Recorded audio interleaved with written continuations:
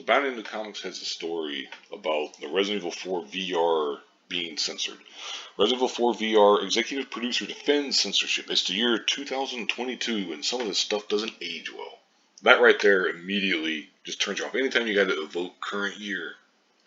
Anyway, Resident Evil 4 VR executive producer Tom Ivey recently defended the decision to censor the game pointing to the current year and claiming the censored and cut content didn't fit with the Resident Evil franchise these days. Fuck you, buddy. How about that? Anyway, here's a picture. Resident Evil 4 is one of my favorite games of all time. I've beaten it, I don't know how many times. Like, over a dozen, easily. It's one of my favorite games of all time. Because I've beaten it on the GameCube, is where I originally got it. PS2, so on and so forth. I beat it on the 360.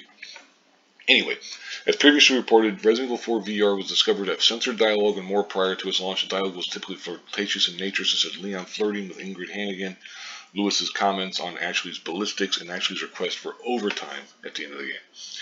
Here they show from the original Resident Evil 4. Guess there's no sex discrimination here when Leon finds a woman basically pitchfork to the wall in a cabin, basically. They changed that to, guess no one's safe here. Not a huge deal on the surface, but like, what the hell? I mean, what the fuck? Isn't that, that's something you really gotta change? Like, what the hell, you fucking idiots? But anyway, then they go on to talk about how sources close to Peter Pitchke of the Happy Warrior Substack claim the alterations were, in Pitchke's words, focus on removing any scenes and dialogue that the gaming news media and social justice crowd may deem misogynistic. You shouldn't be fucking catering to these fucking clowns. Fuck the gaming news media and fuck the social justice crowd. I don't have to make it any more clear than that. Game media journalists are a bunch of fucking clowns. They're a bunch of idiots. And almost none of them. I don't want to say all of them, but almost all of them aren't worth a damn because they're more focused on stupid things like this than actual game. Like if they hadn't made these alterations, and censorship and stuff, then some fucking idiot out there would be complaining about it. And the proper way to handle people like that is you just close the door on them.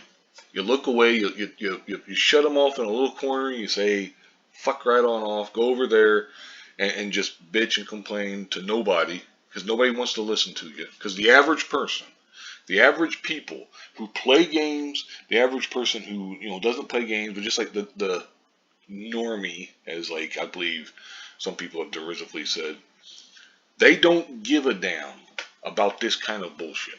They don't care. The average person doesn't give a shit. And that's been proven over and over because, get woke or go woke, get broke, all that kind of stuff. It's, which isn't always true, but a lot of times it is.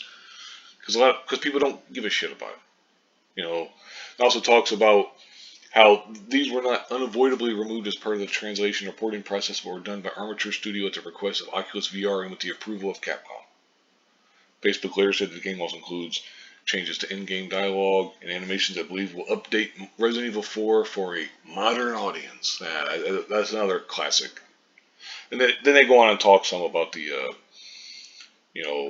mercenaries. But right here real quick, Eurogamer spoke to him. I decided to just go with the Bound in the Comics because I like them, even though I don't always agree with them. But I like them. Eurogamer, fuck Eurogamer. I don't want to give them a click.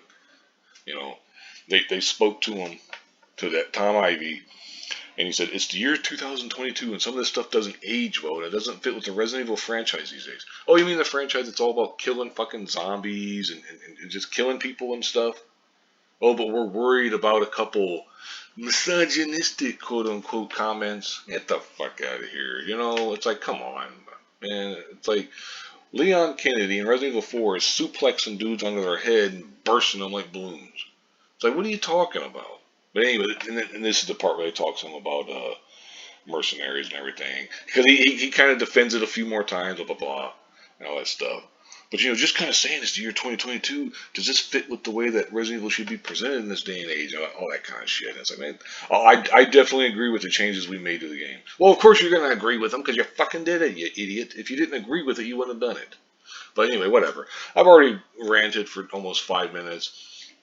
This really bothers me because, number one, censorship in general bothers me. And then also because I've played Resident Evil 4 numerous times, and then they want to, try to change it, like change little stupid things in terms of like the dialogue. There's no sex, guess there's no sex discrimination here, and they gotta change that shit. Like, man, fuck these clowns. If I was into VR and stuff, and I'd be, oh, Resident Evil 4, hell yeah, but then making these changes, fuck no. There's no way in hell I'd buy that game. There's just no way in hell. But anyway, I'll go ahead and wrap it up here. Thank you very much for watching. There, he talks more about some of the mercenary changes. But anyway, thank you very much for watching, and have a good one.